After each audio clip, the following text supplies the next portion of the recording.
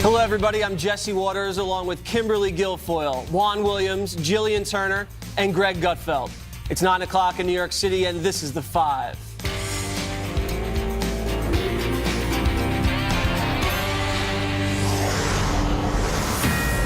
We begin tonight with our continuing coverage of the utter devastation caused by Hurricane Harvey. Some areas in Texas received over 50 inches of rain, creating what one scientist is calling a once-in-every-1,000 years flooding event. Vice President Mike Pence visited with storm survivors in Texas today, and President Trump is donating $1 million of his own money to storm victims. For the latest on Harvey and its aftermath, let's go to Steve Harrigan in Silsbee, Texas. Steve. Jesse, no rain here right now, but east of Houston, the floodwaters keep rising, and that's really caught a lot of people here by surprise. Throughout the day, we saw a number of water rescues. Some people going out in flatboats to pick up neighbors, others to pick up their pets, and in the case we're about to show you, both. We didn't really have much flooding until just this morning. It started coming past the fence line and started rushing to our yard. So we got 3 acres out there, and I want to say probably 4/5 of it's underwater. Why'd you decide to come? Well, we shut off the power. We didn't have no water or food, so we couldn't cook. The rescuer in that case actually came from Arkansas. He told us that he had the resources and the time and wanted to help. He's been saving people for 2 days. Jesse, back to you. Steve, thank you. The press is covering President Trump's every move related to Hurricane Harvey. And no matter what the president does, it seems the mainstream media says it's not enough. I don't think that he understands the human scale of misery. I don't think that he can connect with the sort of compassion that you normally have when you see a disaster like this. And it was very striking that he didn't mention the number of people who have died, or even, sort of try to empathize with the fact that people are genuinely suffering. The fact that he saw no damage firsthand did not stop him from claiming on Twitter he witnessed, quote, firsthand the horror and devastation caused by Hurricane Harvey. And today at the White House press briefing, the press corps seemed more concerned about illegal immigrants than anybody else affected by Harvey. There are 575,000 undocumented immigrants in Houston, one of the largest populations in this country. Does this White House believe they should be eligible for long-term federal recovery assistance? I'm just a little bit confused about your answer to Cecilia. I just want to go back to that on the idea of undocumented immigrants getting long-term funding. Was that a yes or a no? Does the administration support that? You are an undocumented immigrant, and you did have a home, and that home was destroyed in a flood, and you are in a shelter. What happens? What happens, Greg? All those undocumented immigrants, they're probably more deserving, according to the press corps, of relief than actual residents of Texas. I would get being concerned, and being concerned about everyone, from the undocumented to the documented. But it seems to, when you listen to the press, it's as if only undocumented or illegal immigrants are involved in this disaster, which makes me think they really don't care that this is a political point that they're trying to make. I would never say the media is trying to do this. By the way, it was, both sides do this. The side out of power always goes after the side in power. During Hurricane Sandy, there was a lot of criticism about Obama hugging Chris Christie. Do you remember that? Yeah. But the interesting thing, I think this is a different time. I don't think President Trump is as big a factor in this because it seems like Texas represents such a positive, unifying force that people can't really turn this into a bad thing. It's like Texas's new motto should be, "We got this." Yeah. Because it's like Trump is not, the unity speaks for itself. So when you start talking about Donald Trump not being warm and fuzzy like a bunny slipper, people are like, we don't need it. We got this. We're fine. We don't need a cozy, fuzzy banana, or a bunny slipper. Oh my God. Bunny slipper as a leader. Right. As a leader, we can do it ourselves, and you see it every day. So I think it's really hard for the media to go after him at this point because the visuals convey the message. They convey the message that he wants to convey, which is making America great again, which is the positive nature of people coming together.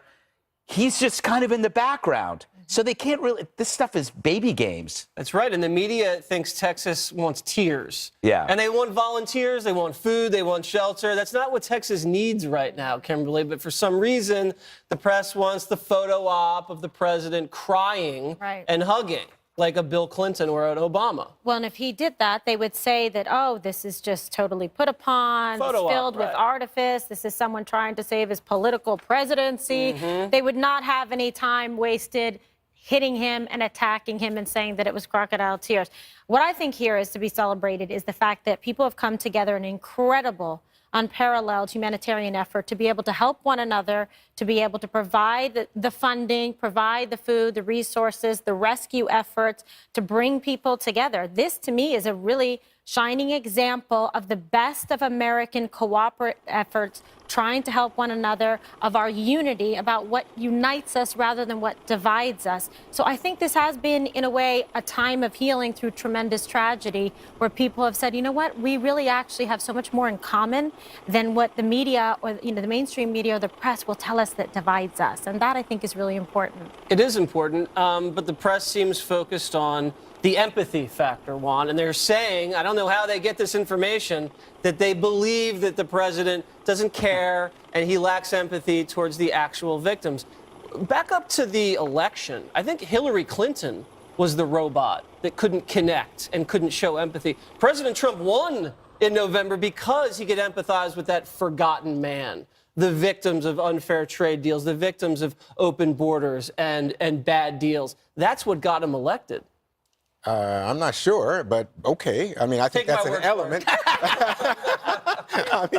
I mean, people say lots of things about what got him elected. I don't know for sure, but I tell you, when it comes to this issue, I think that, you know, Kimberly, to me, was right on target. No matter what he did, if he had gone down to Texas, if he'd actually gone to the front lines, people would say, well, you know what, he's going through the motions to try to create an image that will appeal to Americans. Well, he didn't do it. So when the press then says, but you didn't do it, and guess what? We have a Fox News poll out today that says only 26% of Americans think of him as a compassionate person. I think it plays in to a negative image about his weaknesses. And so the press then says, well, look, I mean, this guy doesn't seem very compassionate. And you guys say, oh, that's the mainstream press. Or on the immigrants issue, who has made immigration the centerpiece of his campaign? Maybe that's the reason he got elected, because he was hard on illegal immigrants, immigrants in general. And now when people say, well, what about, you know, are they stopping immigrants at the checkpoints? Are they going to do some kind of sweep at the shelters to find illegal immigrants? Are illegal immigrants eligible for benefits? All these questions bubble up because he has demonstrated such an antipathy towards immigrants. Nobody looks for a surgeon based on empathy. They look for skill sets. It's like, that is the worst thing. Maybe a psychologist or a priest, if you want empathy. That's fine. Yeah. But the thing is, you're asking Trump for empathy. You don't get it. That's not why he was elected. You don't even have to like Trump to think he's a good president. Right, but I agree with you. But I'm telling you, he's a politician. And we have seen, I think it was a highlight of President Bush's time when he stood there and says, I hear you, in the wreckage after 9/11. Yeah. Okay, but I think they're trying to fit Trump into the political mold, and they're upset, the media is, because Trump's not playing by the media playbook. He's not going down there and hugging and crying like every other politician does. So then the media will write a story that says, because he's not acting, quote, acting like a politician. He's not a presidential Jell-O mold. That's why. I kind of feel like this is a question of leadership style, if we break it down to what we're really talking about here, right? I think it's fair to compare and contrast different presidents in the wake of national disasters. I think it's fair to evaluate all of them. It's fair to say, okay, President Trump has not taken on this sort of consoler-in-chief attitude. He has not maybe been so overly emotive. He's not been hugging people. But I think that to extrapolate from that, the idea that he is somehow not empathetic is not fair. And I think that's lazy analysis. I also think it's weird sort of like pop psychology that people are imposing onto the president. It's mind reading. I think that if we're going to talk about his leadership style in the wake of this storm, I think it has really been him adopting his chief executive officer mode. He's Right. put that hat on. He's established a clear chain of command. VP Pence was out on the ground today, clearly acting as the COO, you know, if America is this corporation. And I think this is how he approaches it. It's like, we've got this strategic problem. How am I going to fix things? Who's going to handle what? Who am I delegating to? That's the style we've seen from President Trump. So it's fair to talk about what we think about that. But I think to condemn him for choosing one style over another is not fair. And Shoegate continues, everybody. The Washington Post, I believe, Kimberly, doubled down on attacking Melania's high heels, saying totally fair game to go after the First Lady's choice of footwear. What do you think about that? I don't know, but she had tennis shoes on or sneakers, whatever, kicks, whatever you guys want to call them these days. Yeah. And they didn't have a problem with that. I think this is childish, and I think it's immature. Why don't they cover the real stories that are out there about the human suffering and the people's will to live and to help and to give back and to try to, you know, unite people? They don't want to do that because that's not a fun story. They'd rather poke fun at somebody who's actually been a fantastic first lady and represented us well in an elegant way. Why is it always only the women that talk about? That annoys me. I think it is sexist. This is what Washington Post did, which is so hilarious. They wanted to do this story, but they wanted to protect themselves from the criticism of being sexist. So the headline is, it's not sexist to go after Melania because the shoes implied that she wasn't thinking about others.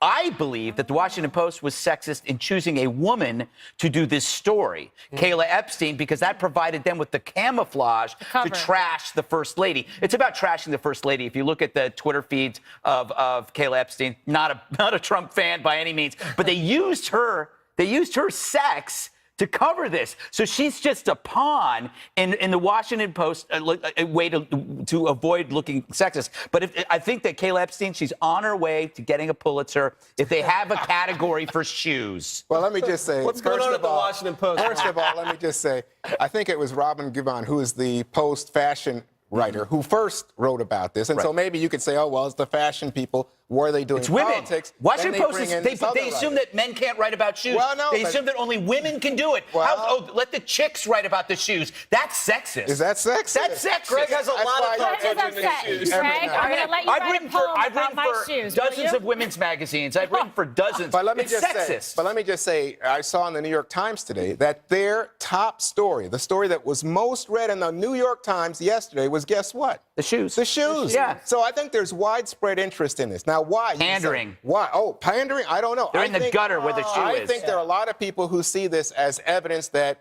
this is the high class, the super rich, the billionaire's wife, out of touch. It's class warfare. Right. Well, okay. It's class warfare. But nonetheless, what it suggests is she's out of touch, and that, you know, Kimberly don't like her. Kimberly, I hate to tell you this, but Kimberly said they didn't get to the sneakers. They did get to the sneakers. They said the sneakers were glistening. Were glistening. Yes, they were glistening. No, glistening. Never been worn before. They didn't say she was the worst person for wearing the sneakers. I mean, it's just how many articles talked about frivolous, what the president was wearing? Trivial. Yeah. I mean, Where was the commentary about what Vice President They Pence did talk about was because he was today? wearing a hat and a jacket that you can buy All on right, his website. fine, but no criticism that he picked the But he also wrong gave $1 million. attire.